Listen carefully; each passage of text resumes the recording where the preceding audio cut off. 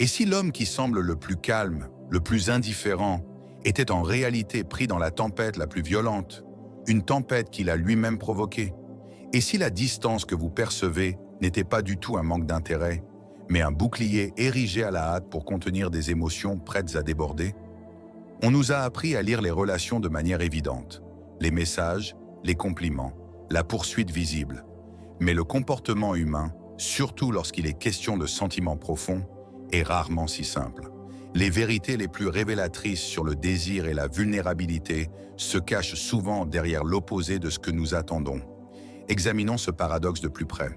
Un homme qui se sent neutre à votre égard n'a pas besoin de feindre quoi que ce soit. Il se comporte de manière cohérente, car il n'a rien à cacher, rien à perdre. Mais un homme qui ressent profondément, qui perçoit que vous avez un certain pouvoir sur lui, peut vivre ses émotions comme une véritable menace. Non pas parce que vous êtes dangereuse, mais parce que les sentiments que vous éveillez sont assez puissants pour ébranler l'identité qu'il s'est construite. Au moment où il souhaite se rapprocher, une autre partie de lui murmure « Protège-toi à tout prix ». Ce phénomène ne concerne pas seulement la romance, mais l'architecture même de l'identité.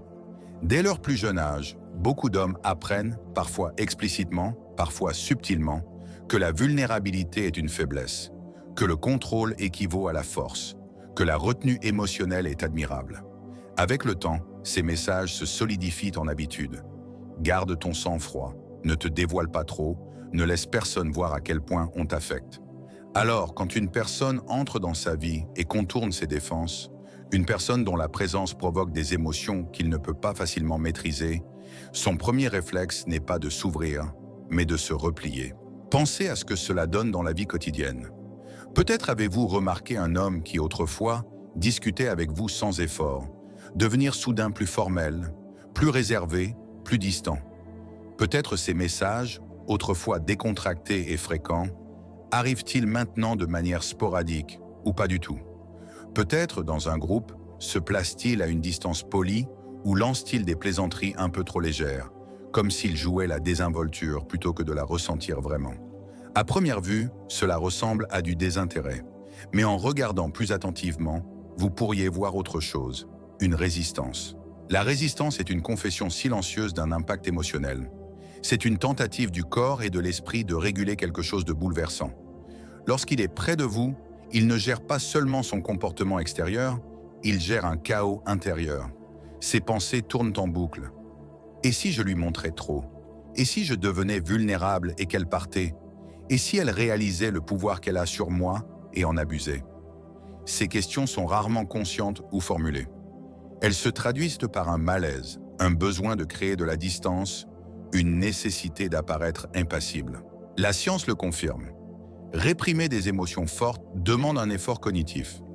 Lorsqu'une personne tente de réguler ou de cacher ce qu'elle ressent, son système nerveux travaille intensément. Le rythme cardiaque s'accélère, des micro-expressions traversent le visage. Le langage corporel devient incohérent. C'est l'équivalent psychologique de maintenir une balle sous l'eau. L'effort finit par se voir. Cette tension peut se manifester de multiples façons subtiles. Il peut surcompenser en paraissant trop désinvolte ou en mentionnant d'autres personnes qui l'intéressent. Il peut retarder ses réponses aux messages ou adopter un ton de plaisanterie taquine. Il peut se tenir physiquement loin de vous dans une pièce, mais orienter inconsciemment ses pieds dans votre direction. Chacun de ces comportements est un fil dans la tapisserie plus large de la résistance. Pourquoi cela importe-t-il? Parce que la plupart des gens interprètent mal ces signaux. Ils prennent la distance pour un rejet, la retenue pour du désintérêt, la formalité pour de la froideur. Ils ne voient pas que ce qu'ils observent n'est pas de l'indifférence, mais une autoprotection. Quand vous devenez la faiblesse de quelqu'un, sa peur de se dévoiler peut surpasser son désir de rapprochement. Cela ne reflète pas votre valeur, mais son conditionnement interne. Comprendre cette dynamique change la manière dont vous interprétez les comportements. Imaginez, par exemple, un homme qui restait tard après le travail pour discuter avec vous, mais qui maintenant part exactement à 17 heures. En surface, on dirait qu'il se retire. En réalité, il pourrait chercher à limiter les situations où sa garde risque de baisser. Ou pensez à cet homme qui semble distrait en conversation, évitant votre regard. Cette esquive pourrait ne pas être de l'ennui, mais l'intensité du contact visuel, jugée trop révélatrice, trop intime, trop risqué. Nous vivons dans une culture qui glorifie les grands gestes, les déclarations dramatiques, les actes d'amour spectaculaires. Mais la vérité sur l'attachement humain est souvent plus discrète, plus subtile, plus paradoxale. Un homme profondément touché par vous peut le montrer davantage. Non pas dans ce qu'il fait, mais dans ce qu'il résiste à faire. Il résiste à envoyer un message, car chaque texto semble une mise à nu. Il résiste à prolonger une conversation, car chaque minute supplémentaire rend plus difficile le maintien de son calme. Il résiste à la proximité, car elle menace de faire tomber les murs soigneusement construits qui contiennent ses émotions. Si cela vous semble familier, c'est probablement parce que vous avez vécu l'autre côté de cette dynamique. Pensez à un moment où vous avez été intensément attiré par quelqu'un, tout en étant terrifié par la vulnérabilité que cela impliquait. Vous êtes-vous précipité vers cette personne sans retenue? Ou avez-vous hésité, reculé, oscillé entre rapprochement et distance? Nous savons tous, d'une manière ou d'une autre, ce que c'est que d'être bouleversé par une autre personne. Ce texte vise à comprendre comment cette dynamique se joue, particulièrement pour les hommes conditionnés à associer l'exposition émotionnelle à la faiblesse. Un autre élément clé est la peur de l'imprévisibilité. Les émotions fortes introduisent de la volatilité. Quand une personne devient importante pour vous, ses actions prennent plus de poids. Elle peut vous blesser plus profondément, vous ravir plus intensément, vous déstabiliser plus complètement. Pour un homme habitué au contrôle émotionnel, cette imprévisibilité peut ressembler à marcher au bord d'une falaise.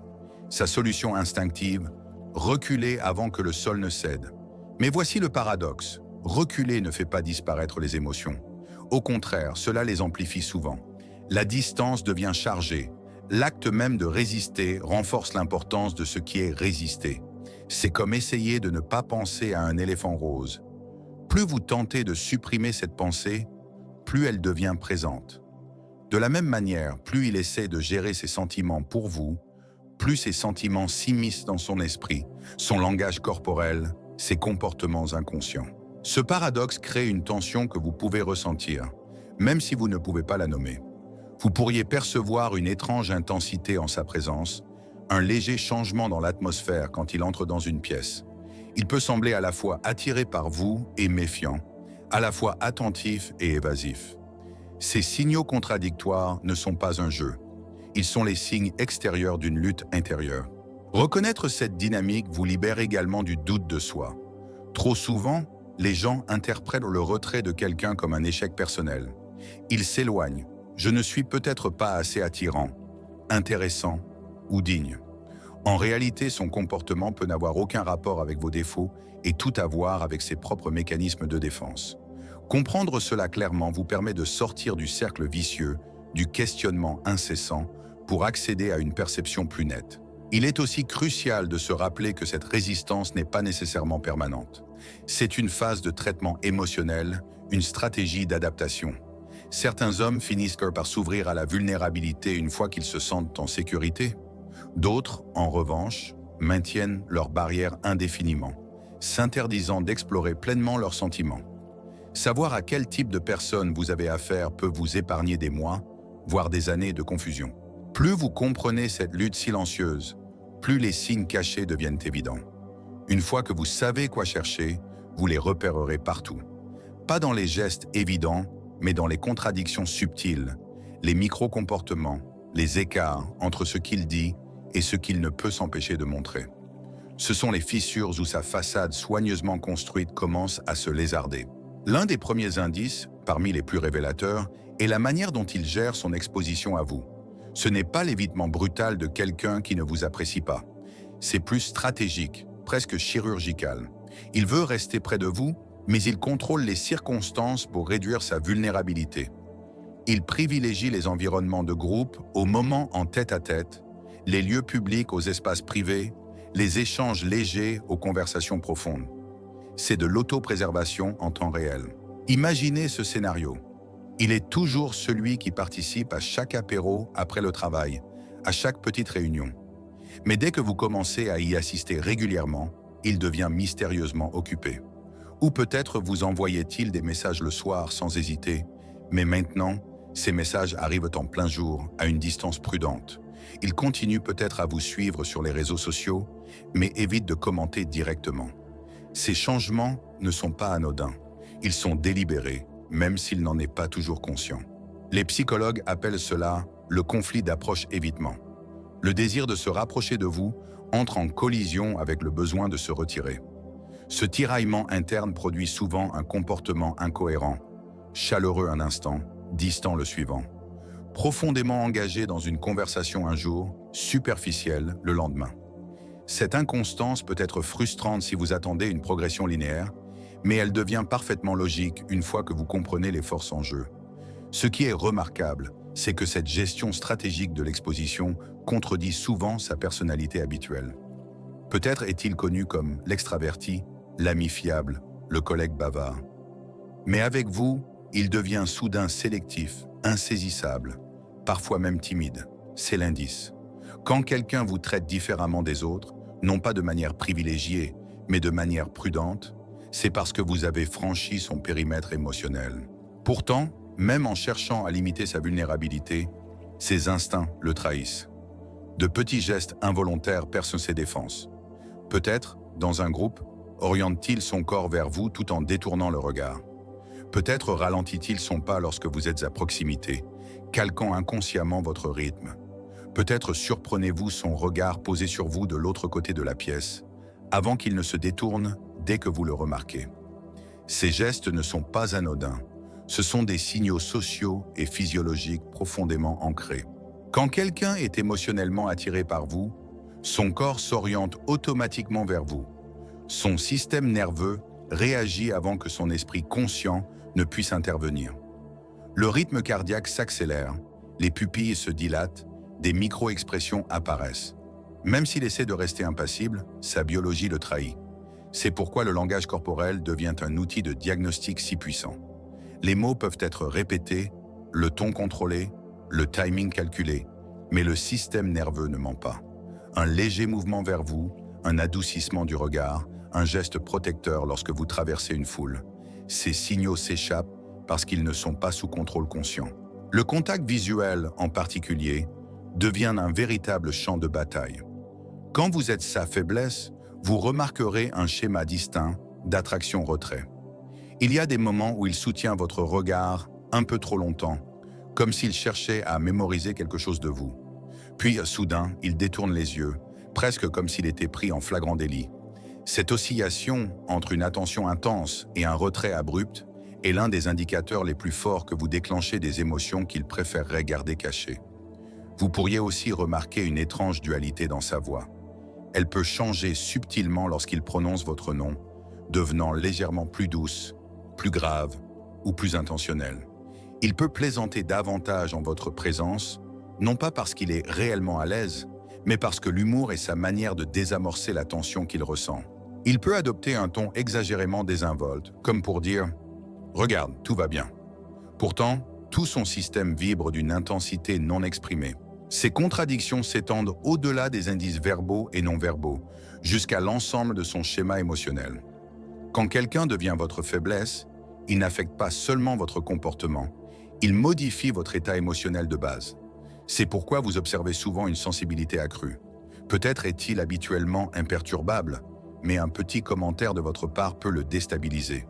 Peut-être est-il généralement lent à s'énerver, mais semble inhabituellement réactif en votre présence, ou encore, normalement insouciant, il devient étrangement prudent dans ce qu'il dit face à vous. C'est la priorisation émotionnelle à l'œuvre.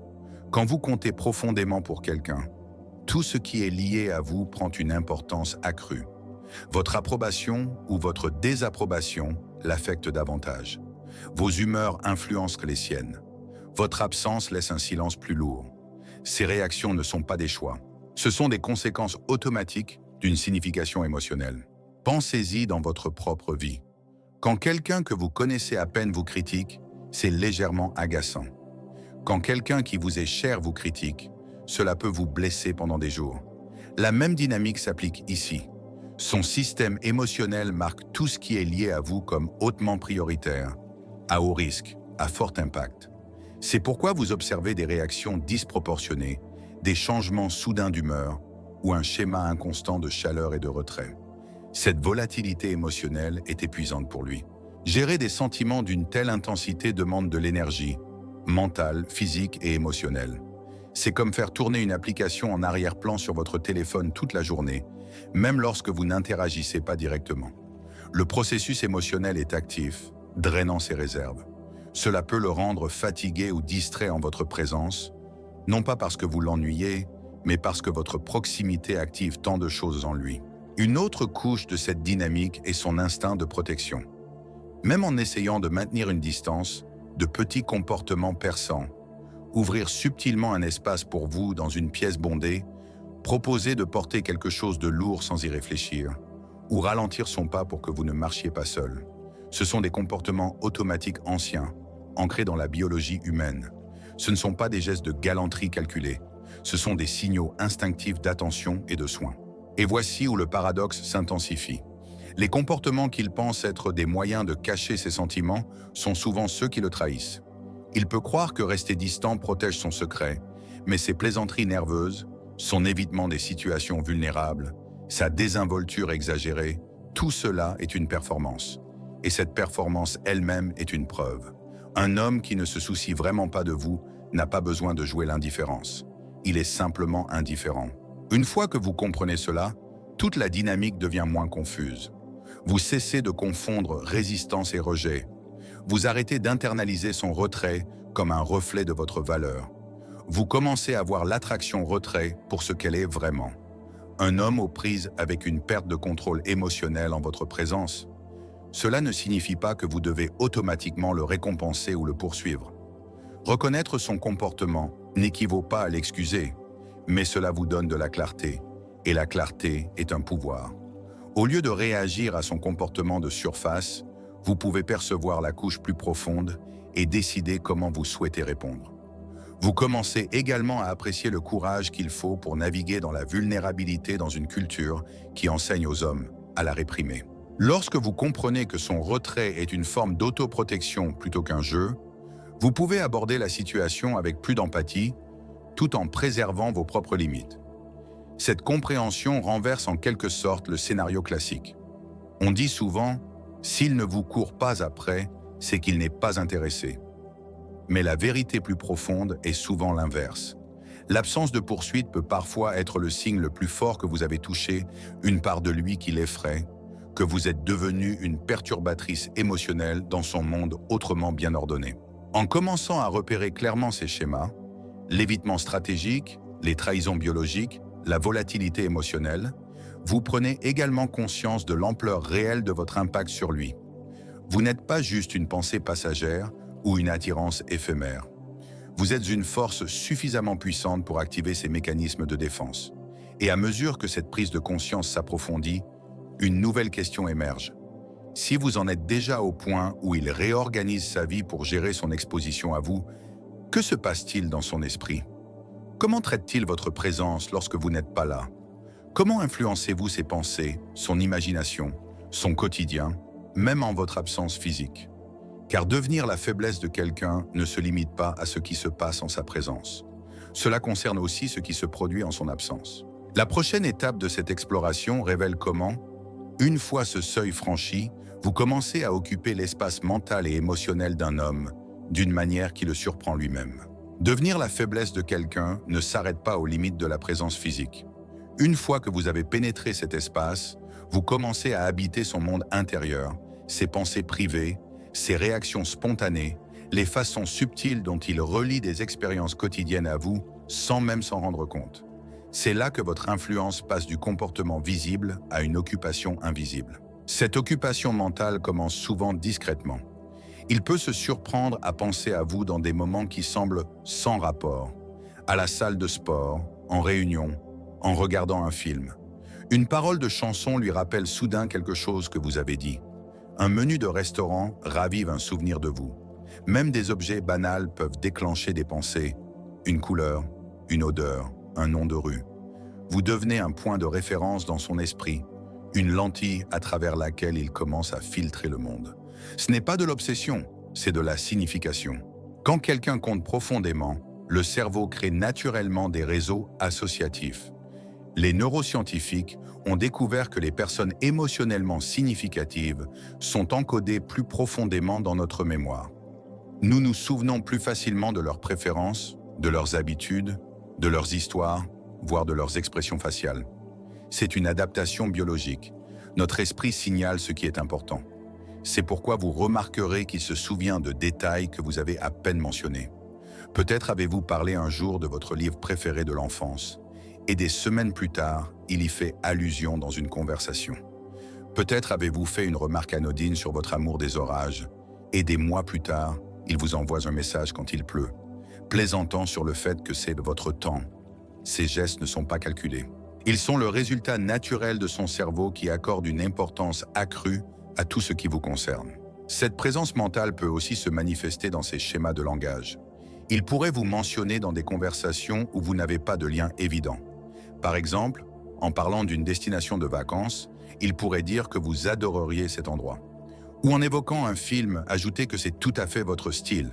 Il peut se surprendre à vous intégrer dans des histoires racontées à ses amis, non pas pour impressionner, mais parce que vous êtes devenu partie intégrante de son tissu de pensée. Remarquez aussi comment son attention change lorsque vous êtes dans la pièce. Même lorsqu'il parle à quelqu'un d'autre, une partie de son esprit semble attachée à vous. Il vous jette un coup d'œil, ajuste son ton quand vous vous approchez, ou oriente subtilement son corps dans votre direction, même si ses paroles s'adressent ailleurs. Cette attention partagée n'est pas consciente. C'est son système nerveux qui surveille votre présence, car vous êtes devenu un signal prioritaire. Et même s'il essaie de lutter contre cela, plus il réprime ses pensées, plus elles gagnent en force. La psychologie appelle cela l'effet rebond. Quand vous essayez de ne pas penser à quelque chose, votre cerveau le rend paradoxalement plus accessible. Ainsi, plus il se répète « ne pense pas à elle », ne lui envoie pas de message, ne la laisse pas compter, plus son esprit revient vers vous. C'est une boucle auto-renforçante. La résistance nourrit le souvenir. Vous pourriez voir cette tension se manifester de manière presque comique. Il pourrait commencer une phrase, puis s'interrompre, réalisant qu'elle vous concerne, mais s'arrêtant avant de la terminer. Il pourrait accidentellement liker un vieux post sur les réseaux sociaux ou répondre trop vite à un message, trahissant à quel point il surveille votre présence en ligne. Ces petits faux pas sont comme des empreintes dans la neige, des preuves d'un voyage invisible. Un autre signe révélateur de cette occupation mentale est ce qu'on pourrait appeler la projection future. Il commence inconsciemment à vous inclure dans ses scénarios imaginaires. Peut-être planifie-t-il un voyage et pense à ce que vous y apprécieriez. Peut-être imagine-t-il votre réaction à une promotion qu'il vise ou à un événement à venir dans sa vie. Sans le vouloir, il construit des simulations mentales où vous êtes un personnage central. Cela se produit parce que, lorsqu'une personne devient émotionnellement significative, notre cerveau commence à l'intégrer dans notre vision de l'avenir. On ne la voit pas seulement dans le présent, mais dans des histoires potentielles, des souvenirs futurs en attente de se réaliser. C'est une forme d'attachement discrète mais profonde. Mais cette occupation mentale n'est pas toujours agréable pour lui. Elle peut engendrer de la frustration, voire de la culpabilité. Il peut se reprocher de trop penser à vous, de vous avoir laissé prendre autant de place, de se sentir distrait. Il pourrait consciemment essayer de rediriger ses pensées vers son travail, ses hobbies ou d'autres relations. Pourtant, même cet effort peut renforcer votre présence. C'est comme pousser contre l'eau. Plus il pousse fort, plus elle repousse. Ce bras de fer mental peut aussi se manifester par des sautes d'humeur qui semblent sans lien avec vos interactions. Il pourrait se sentir irritable sans savoir pourquoi, puis réaliser plus tard qu'il pensait à vous. Il pourrait connaître des hauts soudains, des moments de bonne humeur liés à vos souvenirs, suivis de bas lorsqu'il se rappelle qu'il essaie de rester distant. Ces oscillations ne sont pas des manipulations délibérées. Ce sont les motifs climatiques émotionnels de quelqu'un aux prises avec des sentiments puissants. Dans des cas plus extrêmes, il pourrait tenter une phase de purge, couper tout contact, supprimer votre numéro, vous retirer de ses réseaux sociaux. Non par mépris, mais dans une tentative désespérée de récupérer son espace mental. Pourtant, même cet acte, aussi dramatique soit-il, est un signe de l'espace que vous occupez. On fait rarement tant d'efforts pour effacer quelqu'un qui compte peu. Parallèlement à cette occupation mentale, un autre signe distinctif d'être la faiblesse de quelqu'un est la perturbation de ses schémas émotionnels habituels.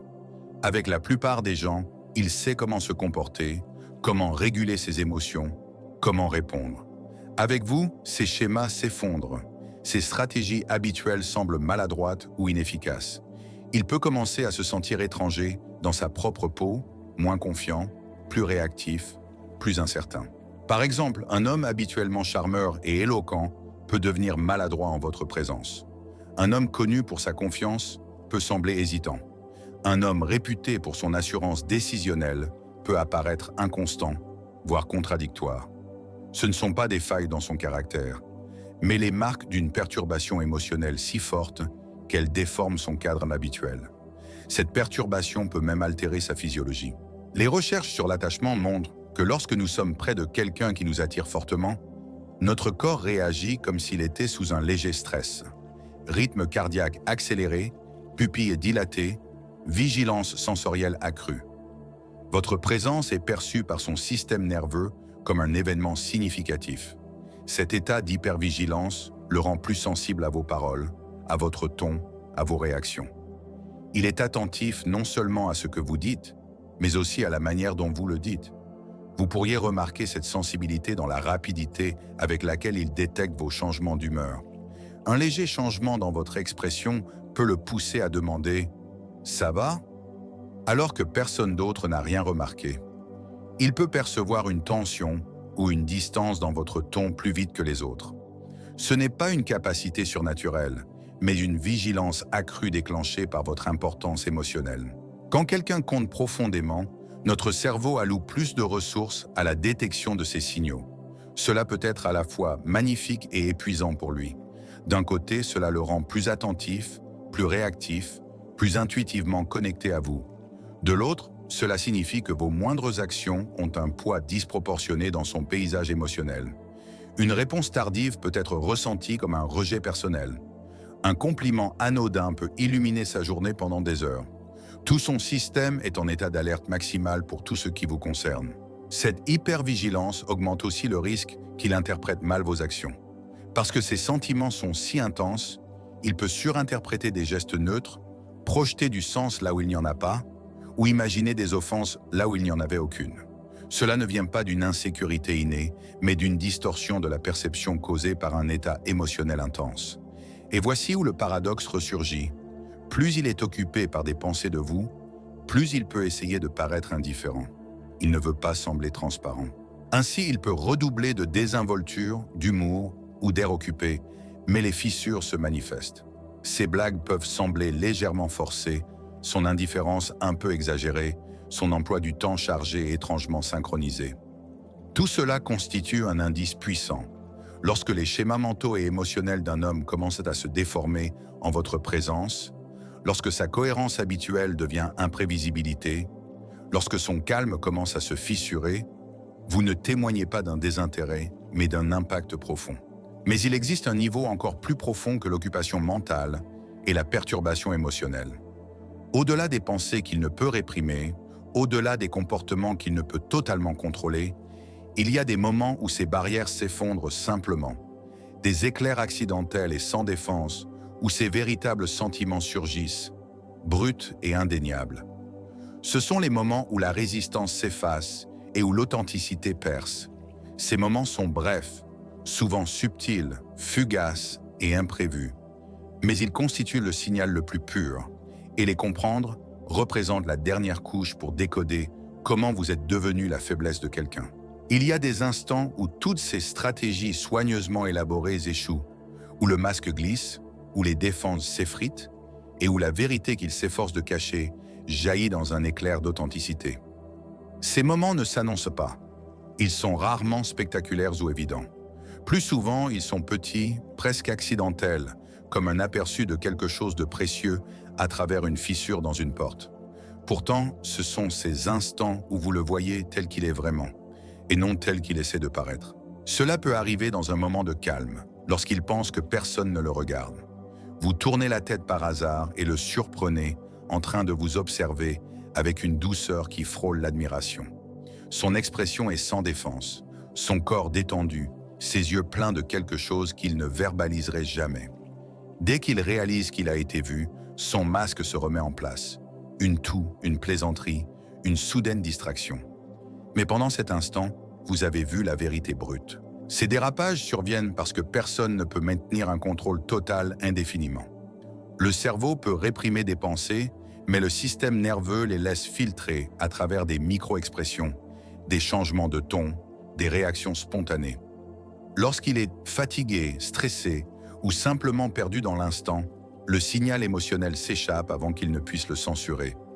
Un soupir discret lorsque vous quittez la pièce, un sourire hésitant qui dure une seconde de trop, une voix qui se brise de sincérité à la fin d'une conversation anodine. Ces petites fractures sont plus éloquentes que des heures d'interaction maîtrisée. Vous pourriez aussi remarquer comment sa voix change dans les moments de transition. Au revoir est souvent le mot le plus vulnérable. Il peut garder un ton léger tout au long d'un échange, mais au moment de se séparer, sa voix s'adoucit ou s'attarde, comme si une partie de lui ne voulait pas que l'interaction se termine. Parfois, c'est dans la microseconde d'hésitation avant de raccrocher un appel, dans la façon dont son « bonne nuit » semble presque réticent, ou dans le regard par-dessus son épaule avant qu'il ne s'éloigne enfin. Un autre dérapage fréquent est une tendresse inattendue. Même en s'efforçant de paraître indifférent, il peut soudainement faire quelque chose de prévenant ou de protecteur qui ne correspond pas à son comportement de surface. Cela peut être aussi simple que de remarquer que vous avez froid et de vous tendre une veste, ou de vous guider subtilement loin d'une zone bondée sans dire un mot. Ces actions contournent ses défenses conscientes. Elles sont instinctives. La protection est une des expressions les plus primaires de l'attachement. Elle surgit avant la pensée, avant la logique, avant l'image de soi. Ces éclairs d'authenticité sont puissants car ils dissipent la confusion. Ce ne sont pas des performances, ni des tactiques. C'est le système nerveux qui parle son propre langage.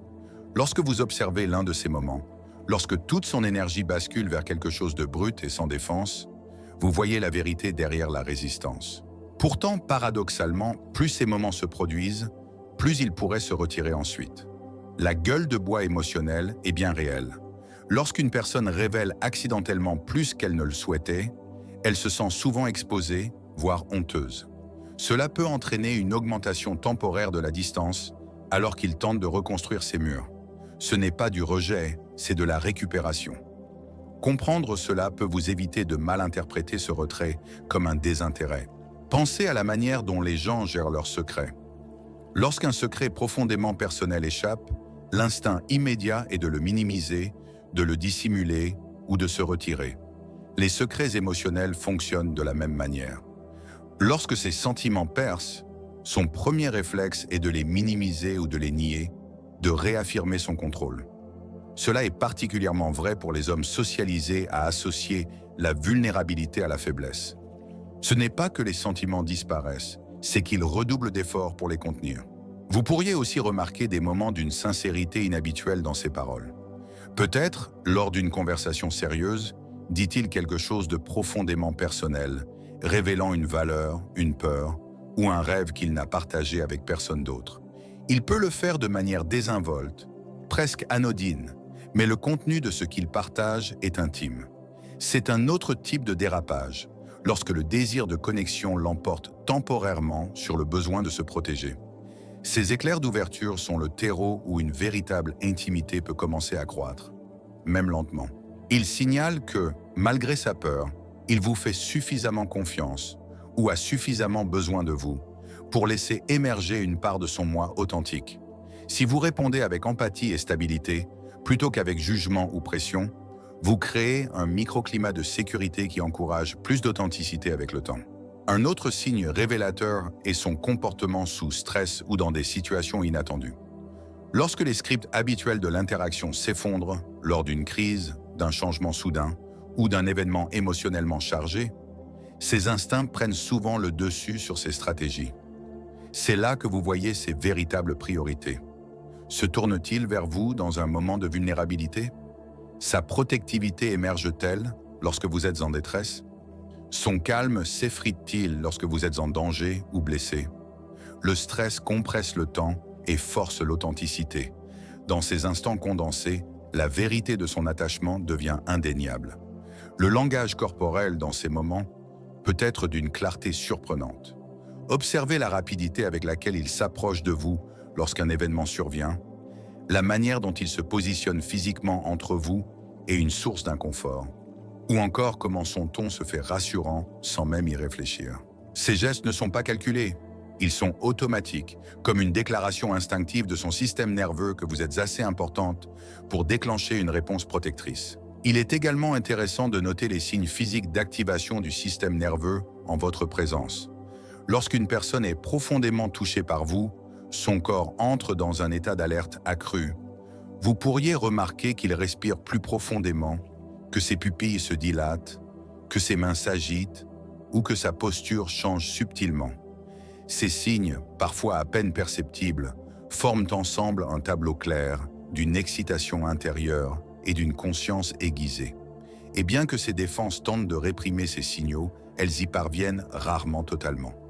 L'effort pour paraître indifférent produit en réalité une tension particulière, une nonchalance exagérée, un rire un peu trop fort, une posture trop étudiée. Ces surcorrections sont comme des panneaux indiquant la vérité. Il tient à vous plus qu'il ne veut l'admettre. Vous pourriez aussi observer une différence dans la manière dont il vous traite par rapport aux autres dans des contextes similaires. Avec les autres, il est détendu, constant, spontané. Avec vous, il y a une gravité étrange, une précaution, une intensité, une certaine maladresse. Ce contraste est l'un des indicateurs les plus fiables que vous êtes devenu une perturbation émotionnelle dans sa vie. Une autre facette de ces moments d'abandon apparaît dans la créativité et l'expression. S'il écrit, dessine ou compose de la musique, vous pourriez retrouver des traces de vous dans son travail, des références indirectes, des thèmes ou des ambiances inspirées par votre présence. Même s'il n'en parle jamais, votre influence peut s'infiltrer dans sa production créative. Car la créativité contourne souvent l'esprit conscient pour puiser directement dans le courant émotionnel. Ce qui est remarquable, c'est la manière dont ces révélations involontaires s'accumulent. Chacune peut sembler insignifiante isolément. Un regard, un changement de ton, un geste protecteur. Mais ensemble, elles forment un motif d'authenticité indéniable. L'homme qui s'efforce le plus de paraître indifférent est paradoxalement celui qui laisse les indices les plus clairs. Comprendre cette dynamique vous permet de réagir différemment. Au lieu de chercher des déclarations grandioses ou des confessions explicites, vous pouvez vous accorder aux signaux subtils d'authenticité. Vous pouvez reconnaître que les moments où il est le plus vulnérable sont souvent ceux où il révèle la vérité la plus profonde qu'il est capable de montrer. Mais cela soulève une question plus profonde. Pourquoi cela vous importe-t-il ? Percevoir sa vulnérabilité peut être gratifiant, mais cela vous confère aussi une responsabilité. Lorsque vous réalisez que quelqu'un vous considère comme sa faiblesse, vous ne gérez pas seulement une attirance, mais un pouvoir. La manière dont vous maniez ce pouvoir détermine la suite. Réagir à sa vulnérabilité avec empathie plutôt qu'avec exploitation peut créer un environnement où il se sent plus en sécurité avec le temps. Cela ne signifie pas que vous devez tolérer des signaux ambigus ou accepter un mauvais traitement. Cela signifie que vous comprenez le contexte et pouvez faire des choix plus éclairés sur la manière de vous engager. En fin de compte, ces moments d'abandon ne se résument pas à le surprendre dans un moment de faiblesse.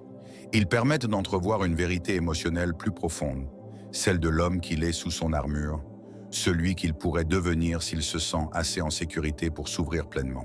Ce sont comme des éclats de lumière à travers des nuages épais, suggérant le ciel au-delà.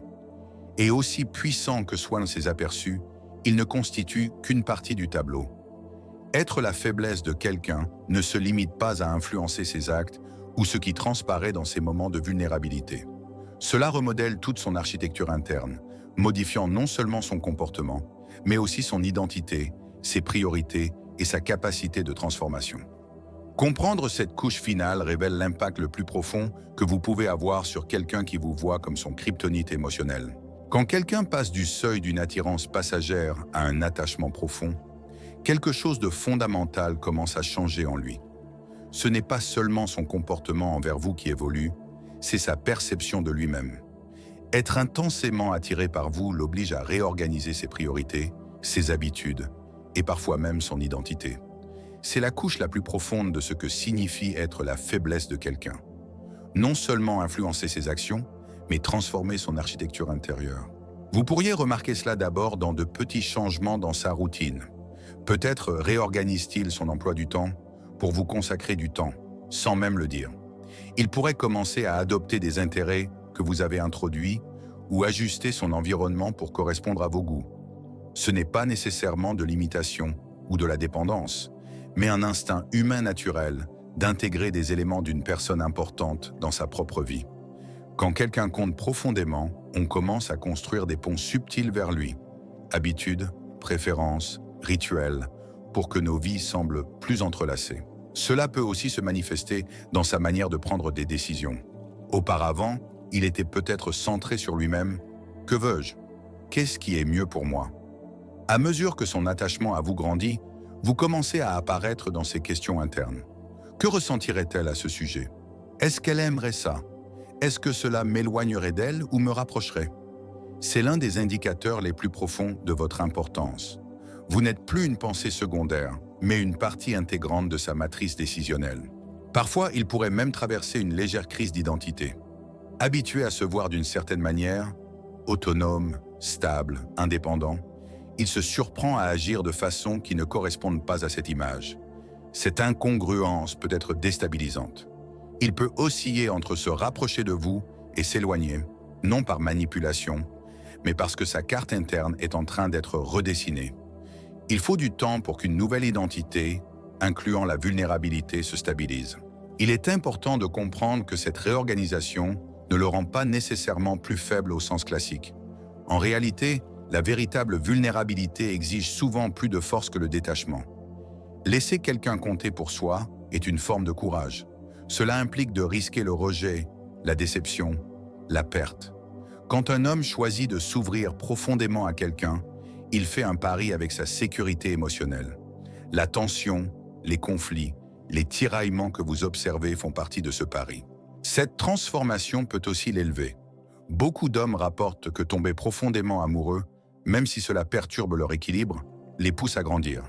Ils commencent à réfléchir à qui ils sont, à ce qu'ils veulent, et à la manière dont ils se présentent dans leurs relations.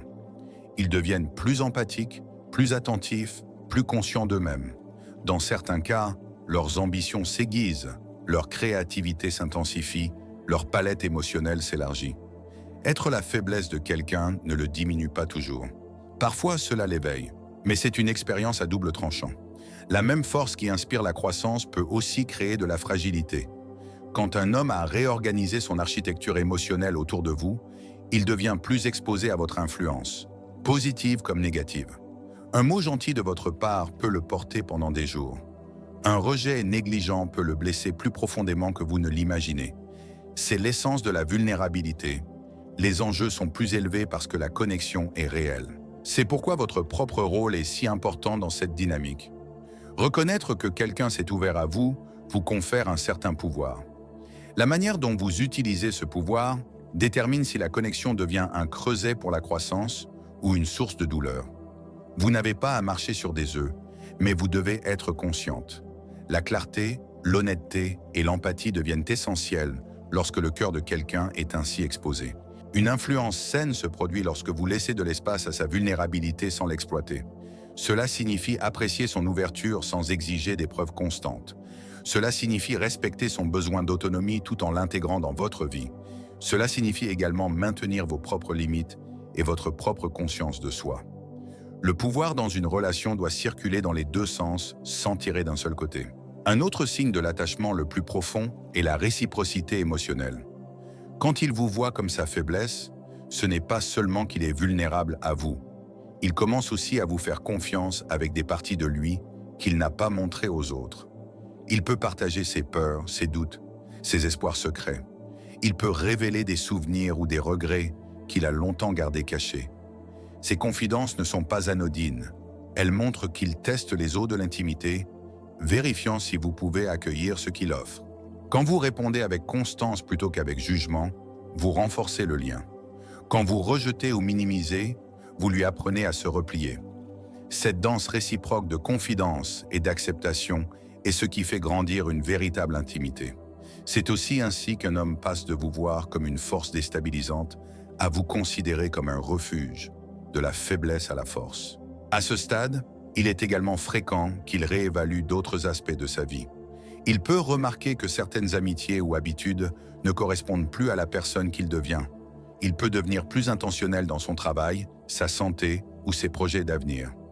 Ce n'est pas parce que vous le réparez, mais parce qu'une connexion profonde agit souvent comme un miroir, reflétant à la fois nos meilleures parties et celles négligées. Se voir à travers vos yeux peut l'inciter à atteindre son propre potentiel.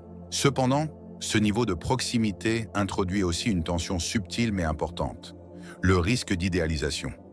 Quand quelqu'un est profondément attiré par vous, il peut commencer à projeter sur vous des qualités qui ne sont pas entièrement les vôtres, vous voyant non seulement comme vous êtes, mais comme un symbole de quelque chose de plus grand.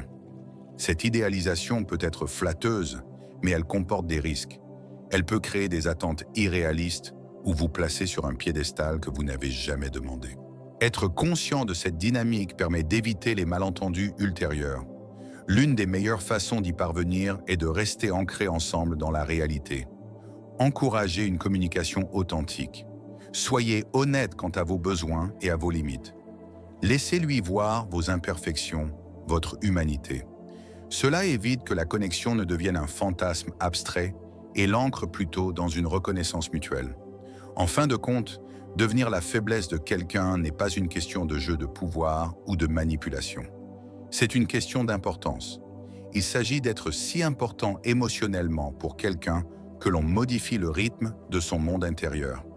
Et si cette dynamique peut paraître dramatique en surface, les dérapages, les signaux contradictoires, les moments intenses, au fond, c'est un processus profondément humain. La lutte entre l'autoprotection et le désir de connexion. Le paradoxe se résout non pas par le contrôle, mais par la confiance. Avec le temps, si le lien est sain, la faiblesse se transforme en confiance mutuelle, en influence mutuelle et en développement mutuel. Ce qui semblait autrefois déstabilisant devient stabilisant. Ce qui ressemblait autrefois à un abandon devient un partenariat. L'homme qui tentait autrefois de cacher ses sentiments peut finir par les exprimer ouvertement. Celui qui vous considérait autrefois comme sa kryptonite émotionnelle pourrait finir par vous considérer comme son allié, son égal, son foyer. Et c'est peut-être là la vérité cachée au cœur de tout ce que vous avez lu. Être la faiblesse de quelqu'un n'est pas une fin en soi, mais un seuil. C'est la porte d'entrée vers une relation différente. Une relation où vulnérabilité et authenticité créent la possibilité de quelque chose de plus riche, de plus fort et de plus durable que ce que vous pourriez construire seul. Reconnaître les signes, comprendre les schémas et réagir avec empathie vous permet de franchir ce seuil avec sagesse. Cela vous permet de voir la beauté dans la lutte, le courage dans la vulnérabilité et l'opportunité dans la rupture. Cela transforme ce qui pourrait autrement être de la confusion en clarté et ce qui pourrait autrement être du pouvoir en responsabilité. En fin de compte, tout cela revient à la vérité la plus simple et la plus dure des relations humaines. Être profondément important pour quelqu'un, c'est tenir une partie de son cœur entre vos mains.